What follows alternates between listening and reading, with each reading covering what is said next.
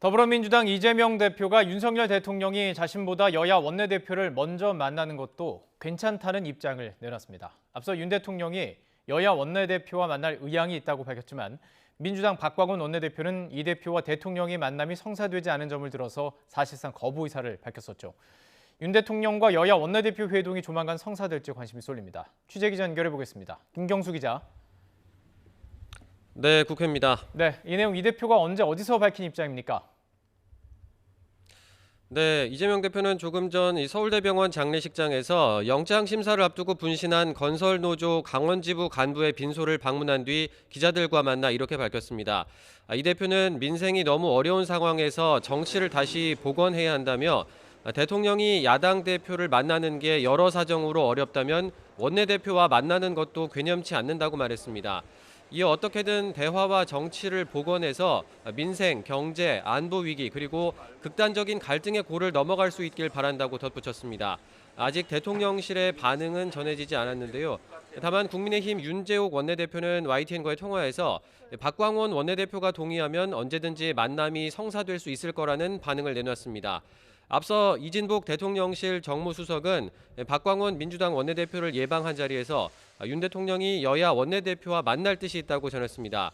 박 원내대표는 윤 대통령이 이재명 대표 아직 만나지 않은 점을 들며 사실상 거부 의사를 밝혔었는데요.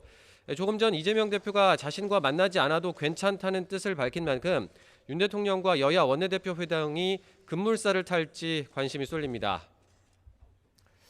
자, 이로써 협치의 물꼬가 트일지도 관심인데 일단 오는 7일 일본 기시다 총리의 방한을 앞두고 여야는 외교 공방을 벌였죠. 네, 민주당은 오늘 외교안보 통일자문회의 첫 회의를 열고 정부의 외교 정책에 대해 날을 세웠습니다.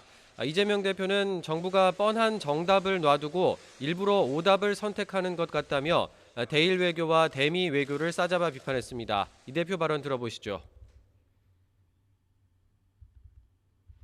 일본에게는 무한하게 퍼주고 미국에는 알아서 접어주는 소위 말하는 참 이런 표현을 하기 싫은데 호갱 외교를 자처했습니다. 민주당은 또 야당 의원들의 독도 방문에 대해 일본 정부가 항의를 했는데 이걸 정부 여당에선 아무도 지적하지 않는다며 이번 한일 정상회담에서 윤 대통령이 독도 문제를 명확하게 짚고 가야 한다고 촉구하기도 했습니다. 반면 국민의힘은 민주당이 문재인 정권 5년 실정에 대한 반성은 없이 윤석열 정부에 대한 근거 없는 비난을 늘어놓는다고 맞받았습니다. 또 일본이라는 말만 하면 말꼬투리를 잡고 국내 정치에 이용하기 위해 왜곡한다며 비판했는데요. 이철규 국민의힘 사무총장의 발언 들어보겠습니다. 윤석열 정부가 독도와 관련해서 어떤 양보를 하고 어떤 우리 후퇴를 했나요? 왜 가만히 있는데 계속해서 이렇게 뒤집어 씌워서 브레임을 씌우려고 하죠? 네, 여야 모두 당내 분위기가 또 뒤숭숭한 상황입니다. 서로를 향한 비판도 쏟아내고 있죠.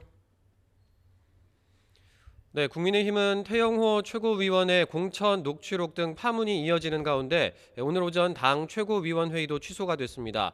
당 지도부의 외부 일정 때문에 취소됐다는 게 겉으로 드러난 이유지만 태 최고위원을 둘러싼 어수선한 당내 분위기도 영향을 미친 게 아니냐는 해석이 나옵니다. 민주당은 태 최고위원의 녹취록 파문의 핵심은 대통령실이 여당 공천에 개입하려는 의지를 드러낸 것이라면서 당 윤리위 징계가 아니라 수사를 받아야 할 대상이라고 공세를 펴고 있습니다. 또 운영위원회를 소집해 의혹을 국회 차원에서 들여다봐야 한다고 주장하고 있는데요.